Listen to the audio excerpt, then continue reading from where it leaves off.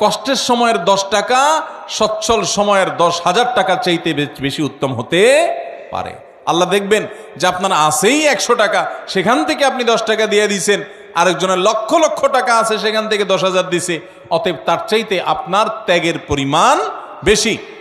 ইমানদার এবং মুত্তাকি যাদের জন্য জান্নাত তৈরি করা হয়েছে তাদের দ্বিতীয় বৈশিষ্ট্য হলো যারা তাদের ক্রোধ, গোস্বা এবং রাগকে সংবরণ করে। বহু মানুষ আছে ভাইরা আমাদের সমাজে, রাগ উঠলে আর মাথা ঠিক থাকে না, আছে না নাই? বরং বেশিরভাগ মানুষই আমরা এই রোগের রোগী।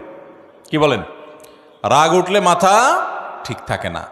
জান্নাত যাদের হবে, যারা জান্নাতের মালিক হবে, যারা আল্লাহর পক্ষ থেকে মাগফিরাতকে পুরস্কার হিসাবে পাবে, ক্ষমা লাভের তৌফিক হবে যাদের, এই মানুষগুলোর দ্বিতীয় বৈশিষ্ট্য, মুত্তাকিদের বৈশিষ্ট্য আল্লাহ বলেছেন, তারা রাগ ক্রোধকে কি করবে?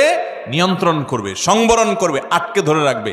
একটা জায়গায় মারাত্মক মেজাজ গরম হয়েছে কারোর উল্টাপাল্টা কথার কারণে, এমন রাগ উঠছে, এখন মনে চাচ্ছে যে ধরে কয়েকটা লাগাই দেই, উথামথাম মারি, 2-4টা মুখ খারাপ করে বলে ফেলি, একটু ভাঙচুর করি, চিল্লাচিল্লি করি, করার সুযোগও আছে। কিন্তু ওই যে জান্নাত পাওয়ার আশায়, আল্লাহর কাছে প্রিয় বান্দা হওয়ার আশায়, আল্লাহর কাছ থেকে কিয়ামতের ময়দানে ক্ষমা লাভের আশায় সে নিজের রাগটাকে নিয়ন্ত্রণ করে, সংবরণ করে, হজম করে ঢোক গিলে ফেলেছে, রাগটা প্রকাশ করে নাই। বহুত কষ্টে মুখটা লাল হয়ে গেছে, কিন্তু মুখ দিয়ে কিছু বাইর হয় নাই, হাত দিয়ে কিছু করে নাই, জায়গা থেকে সরে গেছে, ওই স্থান ত্যাগ করে গেছে, নিজেকে নিয়ন্ত্রণ করার চেষ্টা করছে। আল্লাহর এই বান্দারা অনেক শ্রেষ্ঠ বান্দা, অনেক প্রিয় বান্দা।